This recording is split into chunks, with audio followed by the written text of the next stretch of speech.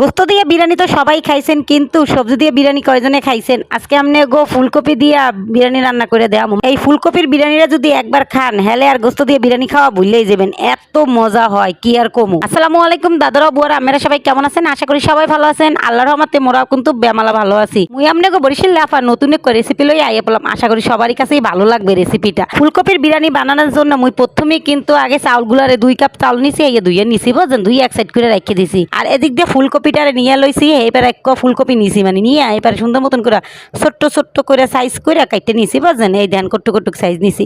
তা কাটা হয়ে গেছে, নিয়ে এখন একটু ধুইয়া এবারের মধ্যে একটু লবণ মাহাইয়া থুয়ে দুম, বুঝছেন, কতক্ষণ ভিজাই থুয়ে দুম লবণ দিয়ে। আর এদিক দিয়ে মুই চুলার মধ্যে কিন্তু এক কড়াই বহাই দিছি, মানে এক পাতিল বহাই দিছি। এরপরে এর মধ্যে একটু তেল দিয়ে দিছি, বুঝছেন, তেল দিয়ে এবার ওই ফুলকপিগুলো দিয়ে দিছি। ওরে বাই কইয়ের না, ফুলকপির মধ্যে যে পানি আনলে না, ওই যে ধুয়ে নিয়েছিলাম, এই এত পানি সিটটা সিটটা মোর একবারে পুরো চুলার পার মারে একারে তেল দিয়ে ভরি গেছে, কি আর কম, বুঝছেন। তা আপনারা কিন্তু খুব সাবধানে কিন্তু এই ফুলকপিগুলো দেবেন, বুঝছেন, নাহলে কিন্তু পানি খায় আর ছেড়ে ইচ্ছা মতন। মুই কিন্তু ফুলকপি করে একটু ভাইজে নিছি, তেলের মধ্যে ভাইজে এবার উড়েই নিলাম, বুঝছেন। এবার ওই তেলের মধ্যে দিয়ে দিলাম পেঁয়াজ, কতগুলো পেঁয়াজ দিয়ে এবার সুন্দর মতন করে লাল লাল করে একবারে ভাইজে নিছি।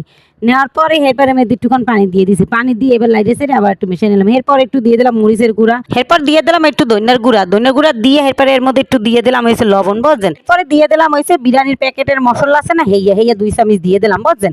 2 চামচ দিয়ে এরপরে সুন্দর মতন করে লাইটে সাইডে একবারে মেশাই নিছি।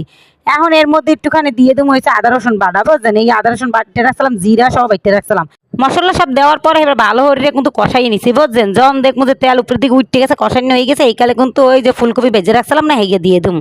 ফুলকপিগুলো দিয়ে এবার ভালো করে আবার একবারে কষাই নেবো। মাংস ছাড়া বিরিয়ানি এত মজা কি আর কমু, যারা না খাইছেন হ্যাঁ একবার হইলো তৈরি করে খাইয়েন যে কতটা ভালো লাগে, বুঝছেন। এরপর এর মধ্যে দিয়ে দিছি কিন্তু আলু আলু আর ফুলকপি এক লগে দিয়ে এবার ভালো করে কষাই নেবো, বুঝছেন। কষানো যখন হয়ে যাবে এইকালে দিয়ে দেবো এর মধ্যে পোলার চাউল দিয়ে এবার আবারও ভালো করে কষানো লাগবে। এক কথায় যে বিরিয়ানি মরা যেমনি রান্ধে ওই রকমেরই। হঠাৎ করেই পোলায় বায়না করা শুরু করে দিয়েছিলে যে হয়েছে আপনার বিরিয়ানি খাইবে। হ্যাঁ দিই, ঘরের মধ্যে গোস্ত মোস্ত কিছু নেই, এখন কি বিরিয়ানি রান্না করে খাওয়ামো। মুয়ের মাথায় তো সেই বেমালা বুদ্ধি, একটা সুন্দর মতন করে দেই, ঘরের মধ্যে একটা ফুলকপি আছে, ফুলকপি দিয়ে মুই কিন্তু সুন্দর মতন করে একটা বিরিয়ানি পাক করে লাইছি। পোলাই খাইয়া তো বেমালা খুশি হয়ে গেছে যে গোস্ত ছাড়া আবার বিরিয়ানি রান্না করা যায়। যেই সব পোলা পাইটে সবজি খাইতে চায় না, হ্যাঁ করে কিন্তু এরেমের হরিয়া বিরিয়ানি রান্না করে এবার খাওয়াইতে পারেন, দেখবেন এমনিতেই খাইবে আর কইবে না যে না মুই সবজি খামু না। এদিক দিয়ে কিন্তু আমার বিরিয়ানিটা ভালো রে কিন্তু কষানো হয়ে গেছে। এইবার দিয়ে দিলাম পানি দেওয়ার পরে এর মধ্যে দিয়ে দিলাম একটু গুঁড়া দুধ, বুঝছেন। গুঁড়া দুধ দিয়ে এবার ভালো লাইটে ছেড়ে মিশাই নিয়ে এবার একটুখানি লবণটা একটু সাইডতে দেখতে আসি, লবণ হয়েছি হ্যাঁ দেখার পারফেক্ট। এরপরে দিয়ে দিলাম এর উপরে কয়টা 4-5টা কাঁচামরিচ দিয়ে লাইটে সাইডে মিশাই নিছি। এরপরে ভালো করে কিন্তু ফুড়াই নেবো, বুঝছেন। একবারে পানিটা যখন দেখবো টাইনে টাইনে গেছে হেইকালে কিন্তু ডাকনা দিয়ে ডেকে দেবো। তো আমি লাইটের সাইডে ভালো করে আরো পাশ একটা সমান করে লাইটে দিছি, বুঝছেন। এরপর ডাকনা দিয়ে একটু ডাইকে দিছি। ডাকার পরে এরপরে দেখেন একটু পরে দেখো জালটাও কমাই দিয়েছিলাম, আর এর মধ্যে দিয়ে মোর বিরিয়ানিটাও কিন্তু হয়ে গেছে। আর এত সুন্দর হয়েছে বিরিয়ানিটা, দেন একবারে জরজরা আর কি সুন্দর। এরপর লাস্টে একটুখানি দিয়ে দিছি একটু ঘি দেওয়ার পরে এত সুন্দর গ্রান বাইরে কি আর কম, হ্যাঁ বলার বাইরে। ঘি দেওয়ার পরে আবার কিছুক্ষণ ডেকে রাখিয়ে দেবো, বুঝছেন। এরপরে দেখবো এই যে নামাইয়ে মোর পোলাটারে কিন্তু দিমু খাইতে, এত মজা হয়েছে। মোর পোলায় তো খালি কইতে চামু তাড়াতাড়ি দাও, তাতে কোন বিরিয়ানি খামো, পাগলই হয়ে গেছে। তা আপনি ঘরে যখন যেমন গোস্ত মোস্ত না থাকবে এখানে কিন্তু সবজি দিয়েই কিন্তু বিরিয়ানি পাক করে নিতে পারবেন, দেখবেন পোলা পাইনে বেমালা খুশি হয়ে যাইবে।